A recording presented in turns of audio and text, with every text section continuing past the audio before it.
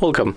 If you want to connect printer to your LG V50 ThinQ, at first you have to go for the settings, and next we have to move for the search pool and type print. Let's pick up the printing options, then move to the default print service. Right now our smartphone is looking for the printer, and as you can see it connects automatically to the HP Color LaserJet Pro printer, right? And if in your case your smartphone cannot find your printer, you have to click here to add the service. Right now we move to the Play Store, and you have to download plugin from company of your printer. So in my case, I will take this printer. Right, I would take this printer, but of course it is working in my case. So right now I'll show you how we can print the picture.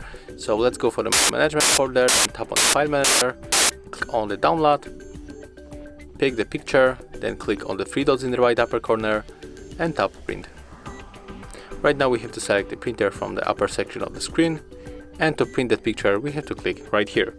So as you can see, that's how it looks. Thank you guys for watching. Leave thumbs ups, comments and subscribe to our channel.